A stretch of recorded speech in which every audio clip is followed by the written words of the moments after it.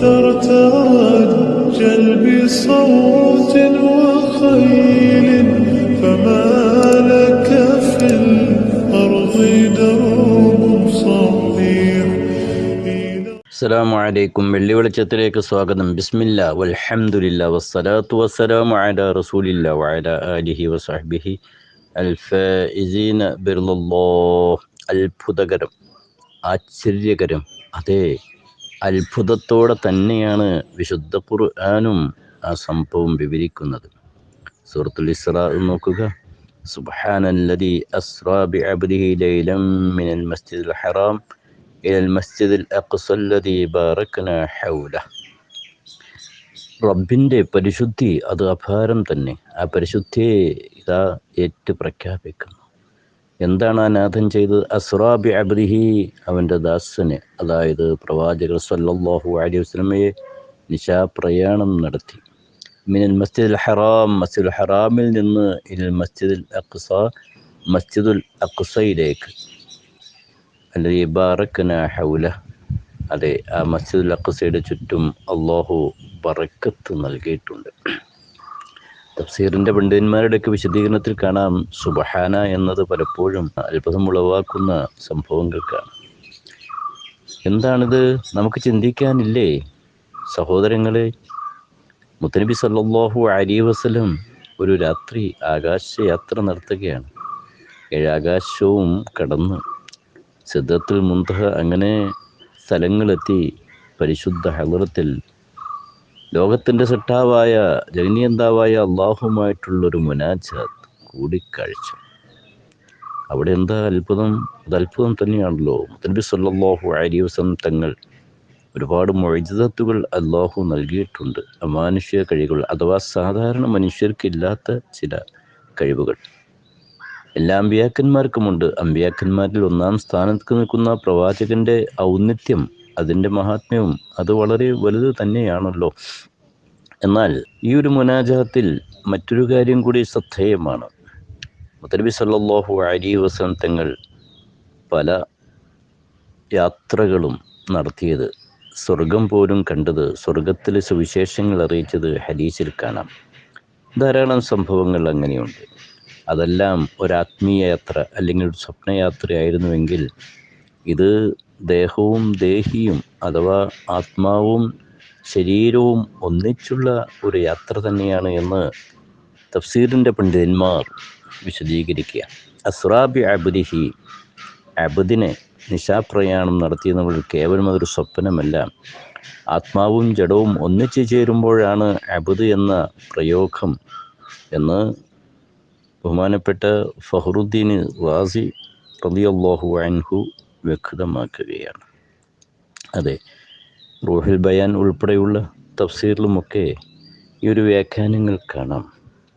മുഫസ്സിരീങ്ങളും മുഹദ്ദിസീങ്ങളും ഫുഖഹാവും പണ്ഡിത ഗവേഷണ പടുക്കളുമൊക്കെ ഈ വഴിക്ക് തന്നെയാണ് ഉള്ളത് എന്ന് ഇമാം നവവി തങ്ങളുടെയൊക്കെ വ്യാഖ്യാനത്തിലും മനസ്സിലാക്കുമ്പോൾ പിന്നെ അതിൽ നമുക്ക് സംശയമില്ല. എല്ലാത്തിൻ്റെയും കഴിവുകളുടെ ഉടമ ജഗന്നിയന്താവായ അള്ളാഹുവാണ്. അള്ളാഹുവിന് സാധിക്കാത്തത് ഒന്നുമില്ല. അള്ളാഹു അവൻ്റെ മഖ്ലൂക്കുകളിൽ, സൃഷ്ടികളിൽ ഏറ്റവും ഒന്നാം സ്ഥാനം മുത്തനബി സല്ലല്ലാഹു അലൈഹി വസല്ലം തങ്ങൾക്കാണ് നൽകിയിട്ടുള്ളത്. ആ പ്രവാചകന് അള്ളാഹുമായിട്ടുള്ള മുനാജാത്തിന് അള്ളാഹു അവസരം കൊടുക്കുന്നു. മുത്തനബി സല്ലല്ലാഹു അലൈഹി വസല്ലം തങ്ങൾ തന്നെ ആ ഒരു സുവിശേഷ വാർത്തകൾ പറഞ്ഞത് സ്വഹീഹ് ബുഖാരി തന്നെ ഉൾപ്പെടെയുള്ള ഹദീസുകൾ വ്യക്തമാക്കുന്നുണ്ട്. പ്രവാചകൻ സല്ലല്ലാഹു അലൈഹി വസല്ലം പോയ വിശേഷങ്ങളുമൊക്കെ. നബി തങ്ങൾ ഒന്നാം ആകാശത്തിലെത്തി. ജിബ്രീൽ അലൈഹി ഇസ്ലാമിനോടൊത്താണല്ലോ യാത്ര. ജിബ്രീൽ അലൈഹി ഇസ്ലാം പറഞ്ഞു, തുറക്ക് വാതിൽ. കാവൽക്കാരനായ മലക്ക് ചോദിച്ചു, ആരാണ് ജിബ്രീൽ? ആരാണ് കൂടെ? അതെ, മുഹമ്മദ് നബി സ്വല്ലല്ലാഹു അലൈഹി വസല്ലം തങ്ങൾ. അപ്പോൾ ആ പ്രവാചകൻ അയക്കപ്പെട്ടുവോ, നിയോഗിക്കപ്പെട്ടുവോ എന്നൊക്കെ ചോദിച്ചത്. അങ്ങനെ ഓരോ ആകാശങ്ങളിലും ചില അമ്പിയാക്കന്മാർ വേറെയും ഉണ്ടായിരുന്നു.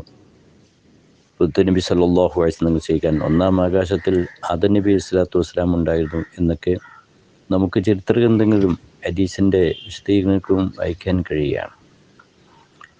അപ്പോൾ മുത്തനബി സല്ലല്ലാഹു അലൈഹി വസല്ലം തങ്ങൾ ആദ്യം മസ്ജിദുൽ ഹറാമിൽ നിന്ന് മസ്ജിദുൽ അഖ്സയിലേക്ക് പോയി എന്നാണല്ലോ നാം ഇവിടെ സൂചിപ്പിച്ചത്.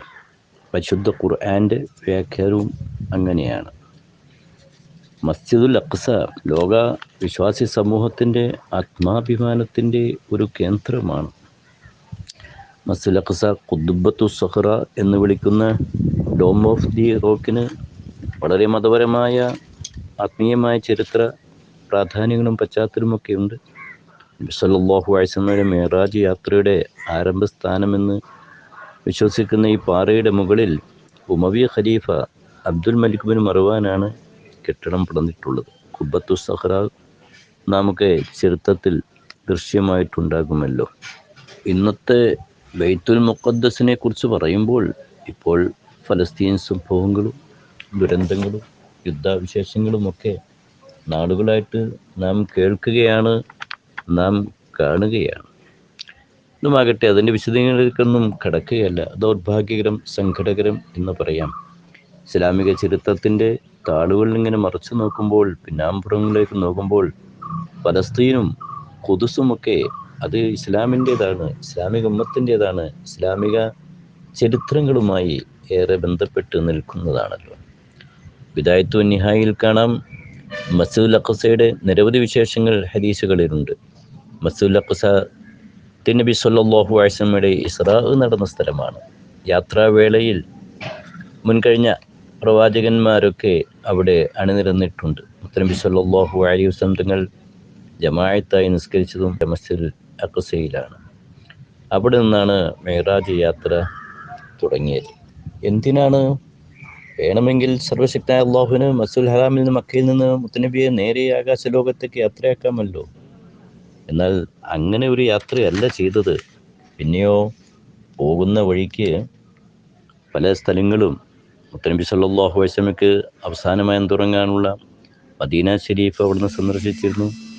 മൂസാ നബി അലൈഹി സ്വലാത്തു വസ്സലാമിൻ്റെ മുനാജാത്തുന്ന തൂരിസിന പർവ്വതം അവിടെ സന്ദർശിച്ചിരുന്നു. അപ്പോൾ ഇതെല്ലാം അള്ളാഹുവിൻ്റെ ചില ദൃഷ്ടാന്തങ്ങളാണ്, അതിൽ ചില പഠനങ്ങളുമൊക്കെ ഉണ്ട്. അങ്ങനെ മസ്ജിദുൽ അഖ്സയിലെത്തി. അപ്പോൾ അവിടെ അമ്പിയാക്കന്മാരൊക്കെ ആയിട്ട് നിസ്കരിച്ചു.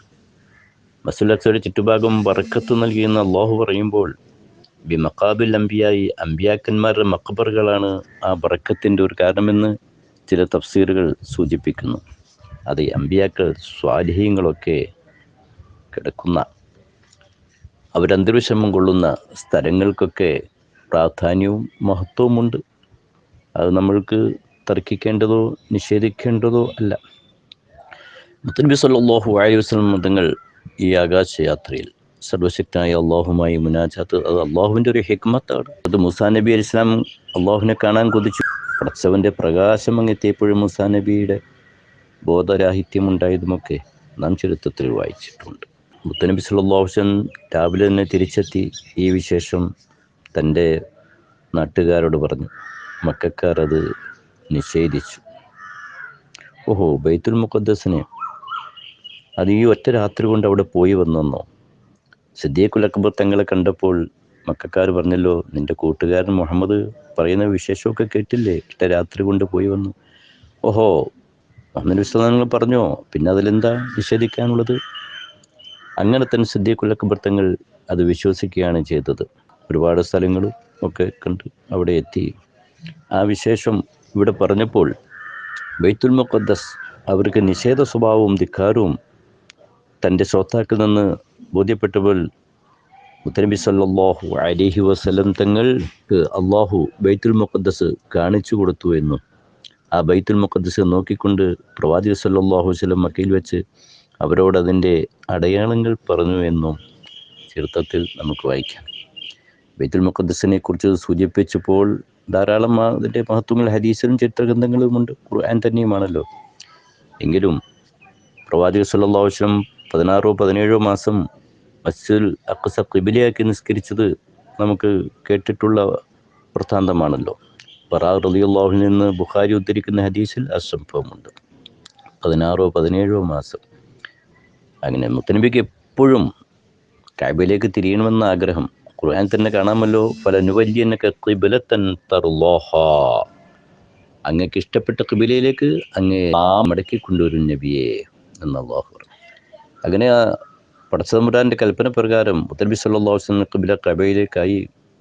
എന്നാൽ ബറാ റളിയല്ലാഹു അൻഹു ഉദ്ധരിക്കുന്ന ഹദീസിൽ കാണാം മുത്തനബി സല്ലല്ലാഹു അലൈഹി വസല്ലം അസ്ർ നിസ്കാരത്തിലാണ് ആ കൽപ്പന വന്നത്.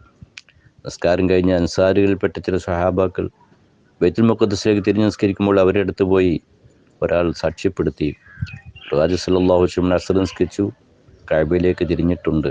അപ്പോൾ അവർ റുക്കൂയിലായി മറ്റോ ആ നിസ്കാരത്തിൽ തിരിഞ്ഞുവെന്നും ഹദീസുകൾ വ്യക്തമാക്കുന്നു. അപ്പോൾ ഇസ്ലാമിക ഉമ്മത്തും മുസ്ലിം ലോകവും ഇസ്ലാമിക ചരിത്ര പശ്ചാത്തലങ്ങളുമായി ബൈത്തുൽ മുഖദ്ദസ് അത്രയും ബന്ധമുണ്ട്. സാന്ദർഭികമായി നമുക്ക് അനുസ്മരിക്കാനുള്ളത് ഇസ്രാ മിഅ്റാജിൻ്റെ ഏറ്റവും ശ്രദ്ധേയമായ കേന്ദ്രം ഫലസ്തീനായി മാറുന്നു, ബൈത്തുൽ മുഖദ്ദസായി മാറുന്നു. അതെ, ഈ വിശുദ്ധ റജബിൻ്റെ ധന്യതയിലാണ് വിശ്വാസി സമൂഹം. റജബിന് ഇസ്രാ മിഅ്റാജിൻ്റെ അതിമഹത്തായ ചരിത്ര പശ്ചാത്തലവും കൂടി ഓർക്കാനുള്ളപ്പോൾ പ്രവാചകൻ്റെ റിസാലത്ത് ചരിത്രത്തിൽ ഇത്ര മഹത്വമുള്ള ഒരുപാട് സംഭവങ്ങളുണ്ട്. എങ്കിലും ആ സംഭവ വികാസങ്ങളിൽ ഏറ്റവും മികച്ചു നിൽക്കുന്ന സംഭവമാണല്ലോ ഇസ്രാ മിഅ്റാജ്. അതുകൊണ്ട് തന്നെ ആകാമല്ലോ റജബ് 27 സുന്നത്ത് നോമ്പ് നോക്കൽ. അത് ഉത്തമമാണ്. ഇമാം ഗസാലി റളിയല്ലാഹു അൻഹു വമ്മൽ അയ്യാമുൽ ഫാദില, ശ്രേഷ്ഠമായ ദിവസങ്ങൾ എന്ന് പറഞ്ഞ് യൗമ അറഫ, യൗമ അശൂറ ഒക്കെ പറഞ്ഞ് യൗമു സബഇൻ വഇശ്രീൻ മിൻ റജബ്, റജബിൽ നിന്ന് 27ാമത്തെ ദിവസം, ലഹു ശറഫുൻ അലീം, അതിന് വലിയ ബഹുമാനമുണ്ട്. അബൂ ഹുറൈറ റളിയല്ലാഹു അൻഹു നിവേദന ഒരു ഹദീസ്, റസൂലുള്ളാഹി സ്വല്ലല്ലാഹു അലൈഹി വസല്ലം ഖാൽ മാ സാമ മൻ യൗമ സബഇൻ വഇശ്രീന മിൻ റജബ്, ആരെങ്കിലും നോമ്പെടുത്തു 27ാം റജബിൽ നിന്ന്, എന്നാൽ കതബല്ലാഹു ലഹു സിയാമ 60 ശഹ്റ, 60 മാസത്തെ നോമ്പിൻ്റെ പ്രതിഫലം ആ വ്യക്തിക്ക് അള്ളാഹു നൽകുന്നതാണ്. നബി സല്ലല്ലാഹു അലൈഹി വസല്ലമയുടെ വാചകം. അപ്പോൾ റജബിൻ്റെ 27ൻ്റെ പ്രാധാന്യമാണ്.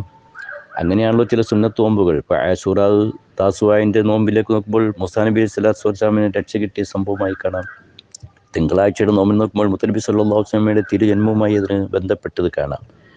ഇങ്ങനെയാണ് ഇസ്രാ മിഅ്റാജിൻ്റെ സംഭവം നടന്ന റജബ് 27ൻ്റെ പ്രാധാന്യം.